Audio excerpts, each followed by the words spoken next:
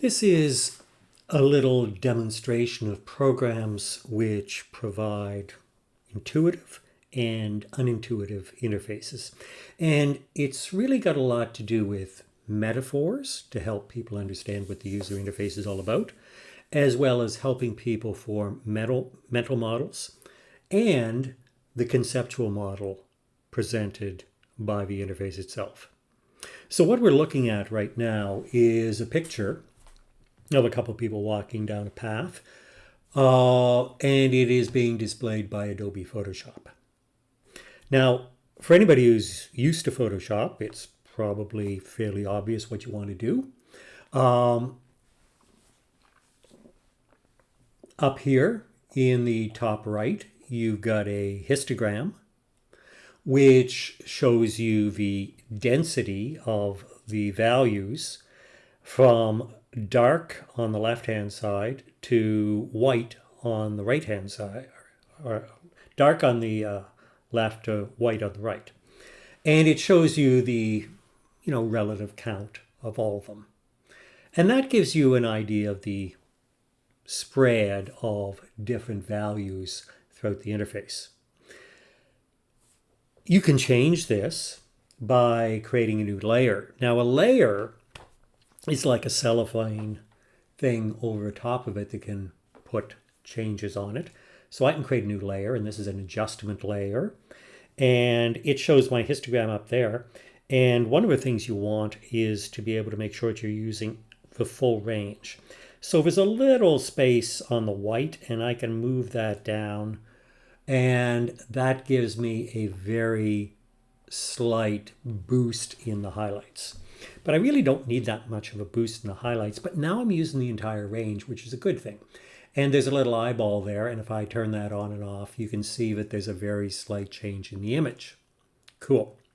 So that's brought up the highlights to make the whites white and that sort of thing. But there's really a lot of reflection. And we might not want all that reflection. So one of the things is, since this is really the highlight areas, one of the simplest things to do is to generate a luminosity mask in order to affect just the highlight areas in certain parts of the image. Now, this is a control panel for luminosity masks. And if I go and click Composite, it will generate a series of masks for 10 different levels, actually 12 different levels of lightness and darkness. So since I want to affect only the very brightest parts, I'm going to say, give me just light 5s, which should be the very brightest parts. And now you see where the mask is, and you're seeing the real bright parts. So what I would like to do is I would like to darken just them to take some of that reflection off the road. So I'm going to say, given that I've got that selection, I would like to burn, which means darken. Now, this is actually a term from working in physical darkrooms. And photographers will be very familiar with the term because this part was actually built by a photographer. But the whole concept of a luminosity mask is not exactly what you might call intuitive. So I'm going to increase my brush size here, which I do with a right bracket, which is probably not a very intuitive command to increase your brush size. And I'm going to brush over this. And as I do, you'll see a very subtle darkening. And these are not very powerful things. They're quite restrained. So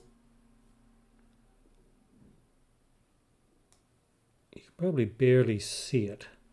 What I can do, it created a new layer here to do this.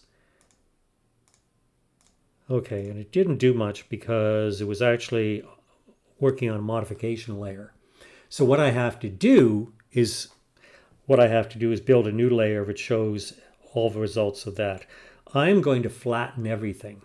So the problem is that it actually worked on the layer below it, which was a modification layer, which really had no content, therefore it didn't have much effect. So I'm going to flatten this by going up to Layer, Flatten Image, and that's going to combine the effects of all of those 3 layers into one. Now we just got 1 layer left.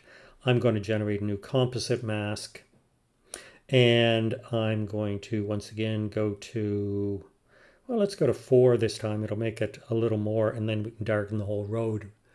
And I'm going to go into a burn. Now we'll try it again. We should get better results this time. So now you can see that there is a slight darkening to where I'm drawing.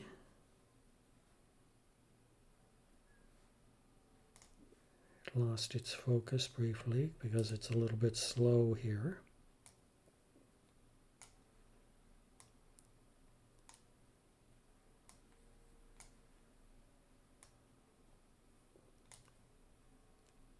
Okay, so now if I go over here and turn that eyeball on and off, you see that it did slightly darken that. It lost contrast, but it did slightly darken it. So that's good. It took some of the shine off of it. And we can argue, well, okay, it's, you know, it's all a little darker. But maybe we want to darken the whole road again. So maybe I can just say, oh, the road's actually part of a lighter part of it. Maybe I can go to light 3. And that highlights most of the road. And now I can do another burn on that. And I can come in here, and now I'm actually starting to darken everything quite a bit. You can see it all being darkened. And I can, it doesn't matter if I hit the people because they weren't selected by the mask. And this is actually a fairly good way of doing it. It gives you a tremendous amount of control. And now we see that that road is not as bright as it was. And if I turn this on and off, you can see, whoa, it's really starting to darken that road. Now you might say, well, you're decreasing the contrast as well. Yeah, I am, but I can bring back the contrast. Now, I'm going to say that this is probably not an obvious tool set to use. If you walked up to this, figuring out this is the way to do it, that is actually the most convenient way, might not be absolutely obvious. Now, this is not the only way to do it. Photoshop has got a tremendous number of tools, and this is just one way of doing it. So I'm going to actually, I think I'll throw these things away. Now, they actually have something that works reasonably well where I can click on one of these and I can drag it down to a trash can, and then it goes away. And now I'm back to pretty much my original interface, or my original image. I'm going to put that tool set away. Control J, another inobvious command, makes a copy of that layer. And what I'm going to do is I'm going to use a third-party tool, which has got a totally different image or a different interface to try and modify this image. So to do that, I go to Filter, and I'm bringing in Skylum Luminar 4, which is a fancy third-party editor. And you're going to see that their interface is very much different. One of the things about this interface is that it is entirely based in the area where photographers are familiar with. So first of all, you're interested in light. Well, you open it up and it says, oh, well, you can change the temperature, which is whether it's cold or warm.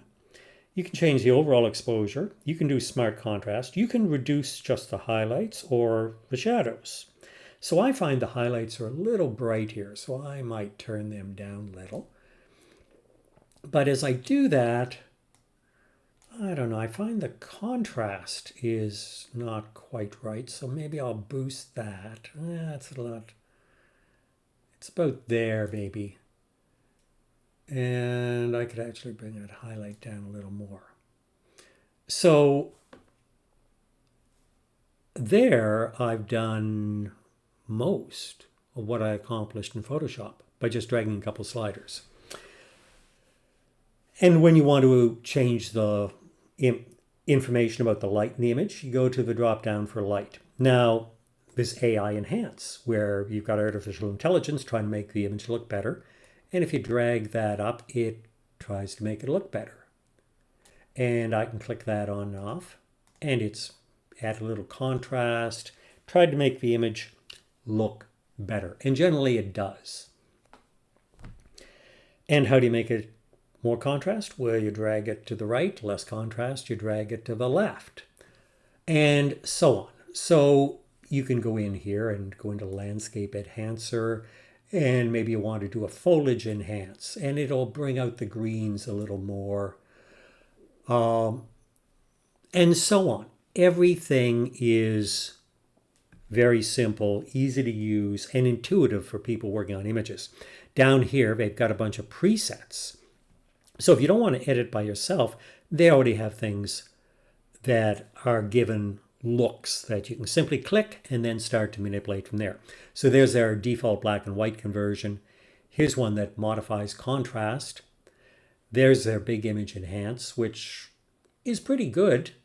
You might actually think that's a pretty good starting point. And for many cases, it is. Then they have one for removing color casts. Or no, it's their mood enhancer, sorry. And it's not to my liking, but they're all examples of what can be done. And if you click on one of those and select them, all you have to do is then go modify what they've done for you. Now, if you do say, oh, I'd like to have their image enhance, and you click on it, they also give you, if you think that's a little too much, they give you a slider down here, and you can turn it down as much as you want, or turn it up as much as you want. So maybe you think maybe about 75% is a pretty good look. So there you have it. Now maybe you think, oh, you know, that front part is still a little bright, so maybe we can take the overall exposure just down a little and then drop the highlights some more. So you can play with it like that and fairly quickly and intuitively get what you want. This is an interface where the operations are familiar to people who want to work on images. They're simple, they're easy to understand. They give you examples of different kinds of presets that you can start out with. It is not the Photoshop interface where it's a bunch of operations that only people who've been working in image processing know. So this puts the interface into the problem space of the user. People who are trying to work on images. It takes it out of the Photoshop problem space, which is for people working on image processing. So it's aimed at a totally different set of users, yet you find many people doing advanced image processing on photographs in Photoshop because it really can do it if you know how. But because it requires that you develop a sophisticated mental model, it has a long learning curve. Here, the learning curve is a matter of minutes. Most of it is fairly self-explanatory, and it's all in the problem space that the users are familiar with, which means that their conceptual model presented by this interface is very close to the mental model that your average person trying to work on photographs has. As a result, the learning curve is greatly reduced, and people can adopt this very quickly. So I can save that, and when I do, this actually save it back into Photoshop as a new layer. And after saving it, which takes a few seconds, it's going to copy it over as a new layer into Photoshop. There's my new layer, and you can, if I turn it on and off, you can see the difference between the two images. And there's, you know, it's made quite a bit of change. I can once again flatten this by saying layer, flatten image, and then I can do Control S to save it, and it'll save that back. So this Photoshop interface is presenting a conceptual model that is totally unfamiliar to the average user. And therefore, this is why Photoshop takes a long time to learn. Anyway, so that's a comparison of different types of interfaces, mental versus conceptual models, and how metaphors or similarity to a thing you already know can help you learn an interface.